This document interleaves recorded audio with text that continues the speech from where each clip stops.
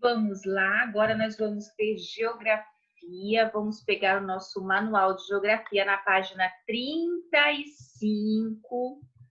Então, vamos lá. Coloquem a data de hoje, aí, dia 3/8. Opa, fiquei tremendo aqui. 3/8, representando a mudança na paisagem do bairro. Então, as crianças foram correndo contar à professora Fernanda as descobertas que a Emília fez sobre o bairro Bela Vista. Foi então que a professora teve uma ideia. Pediu para os alunos que, em grupo, desenhassem um bairro formando-se e ampliando-se. Um bairro lá no comecinho e eles sofrendo as modificações. Os alunos toparam o desafio. Olha só como ficou o resultado do trabalho dos amigos da Escola Mundo Mágico. Então, primeiro, um espaço totalmente natural, onde o homem não havia mexido em nada, né? E aí, com o tempo, o homem chegou naquele local desabitado e começou a construir casas. Puxou uma rede elétrica, fez uma rua de terra, né? E aí a gente já pode ver a modificação que teve. Foram retiradas algumas árvores. E depois, com o passar do tempo, aquele local que antes era inabitável, que não tinha ninguém morando, já estava uma grande cidade, com prédios, ruas asfaltadas e pouca vegetação. Então, observando isso, o que aconteceu com os elementos naturais da paisagem ao longo do tempo? E com os elementos culturais? Lembrando que os elementos culturais é o elemento feito, a modificação feita pelo homem. Então, você vai colocar aí. Quando essa paisagem deixou de ser natural e passou a ser cultural? Quando foi que isso ocorreu? Você vai anotar. Página 36, exercício 14. Quais mudanças nas paisagens, como a que foi representada no desenho, você considera necessária? Quais foram as modificações que você considera realmente necessárias? E por quê? Então, uma resposta individual, mas preste atenção, você tem que justificar a sua resposta, certo?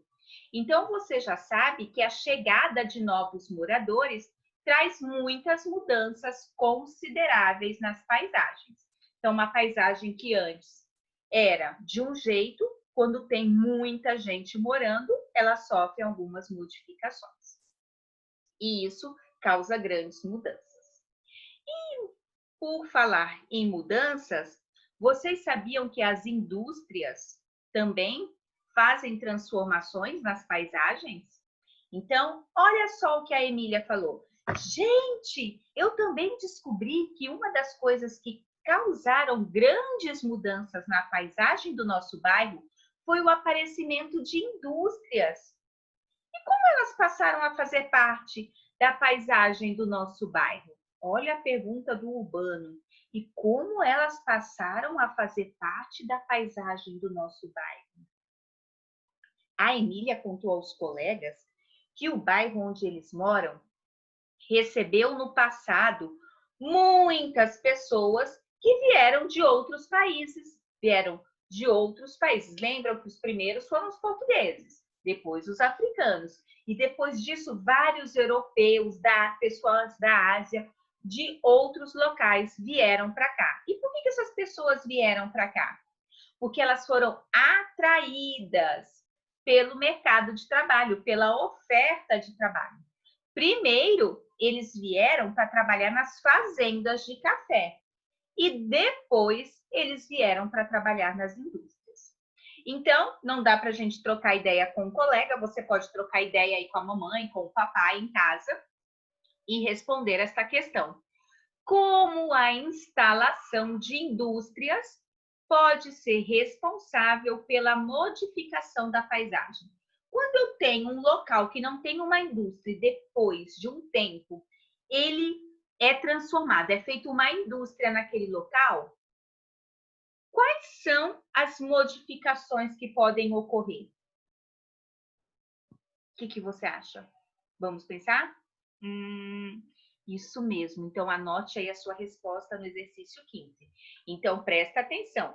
Como a instalação de indústrias pode ser responsável pela modificação da paisagem? E aí nós temos uma grande indústria, né? Olha só, as indústrias são responsáveis por gigantescas modificações na paisagem. Olha só como essa indústria é enorme. É uma indústria de remédios. Então, vocês vão observar essa imagem e identifique alguma mudança na paisagem que a construção de uma indústria pode causar. Então, o que essa indústria pode causar aí de modificações na paisagem? Você vai escrever uma coisa só. A construção de uma indústria é responsável por modificar completamente uma paisagem, pois trata-se de uma obra que ocupa um espaço muito grande, como nós podemos observar na imagem aí em cima. E indiretamente também gera muitas mudanças. Quando as indústrias começam a ser instaladas, são necessários operários para fazê-las funcionar. Precisa de muita gente para trabalhar. Então, a vinda dessa mão de obra, o que é isso? Mão de obra é o nome que a gente dá para os funcionários necessários para a realização de um determinado serviço. Então, quando os funcionários, eles fazem a mão de obra. Então, se a indústria é muito grande, precisa de muita gente para trabalhar, certo?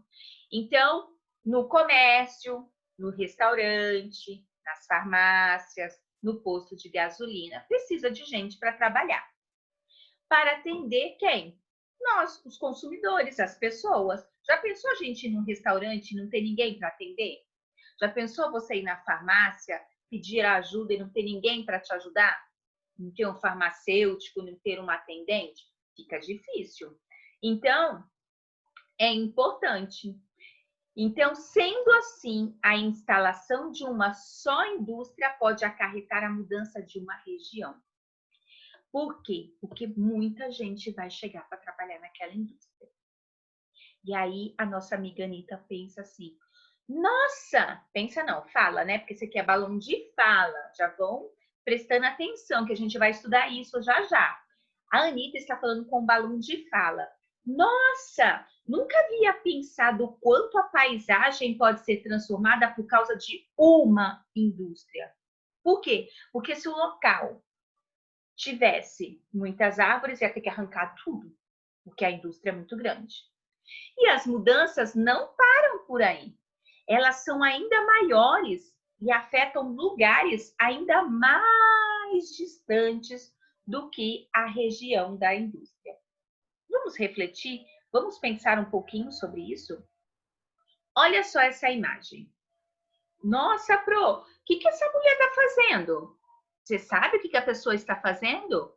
Não, ela está mexendo num tear, ela está tecendo. Ela está fazendo um tipo de artesanato. Então, o que a imagem está fazendo? Você vai anotar aí.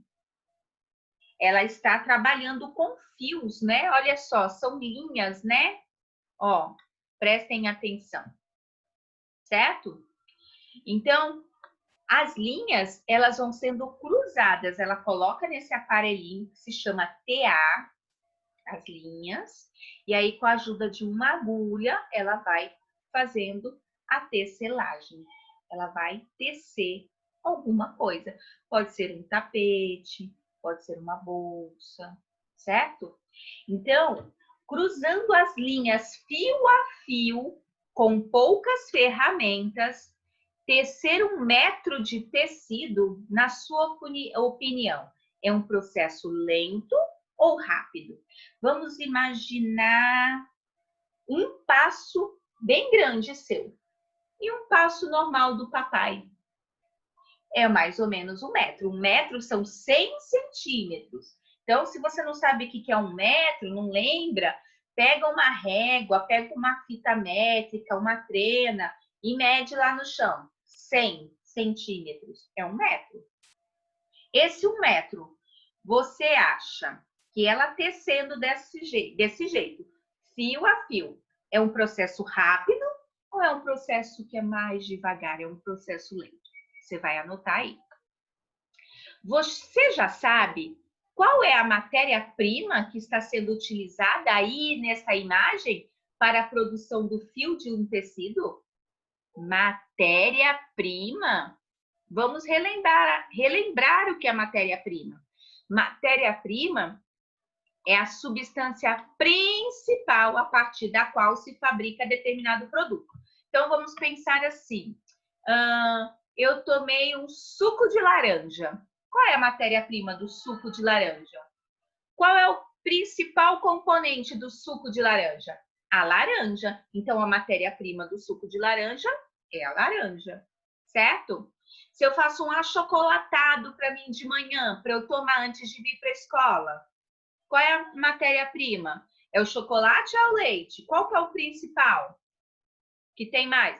O leite, a matéria-prima do achocolatado é o leite e, no caso aí, o cacau para fazer o chocolate, certo? Então, você na número 20, na 19, você vai pensar qual é a matéria-prima para fazer esse tear que ela está fazendo. Na 20, você vai pensar num produto que você consome no seu dia a dia.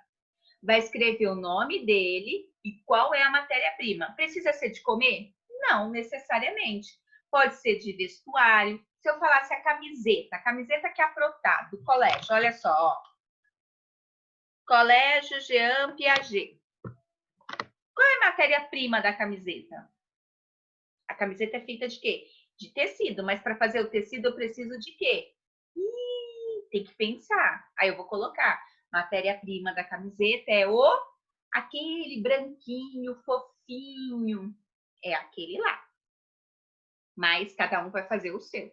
Pode ser um produto de beleza, pode ser um shampoo, um sabonete, certo? Você vai pensar num produto que você consome, vai colocar o nome do produto e qual é a matéria-prima.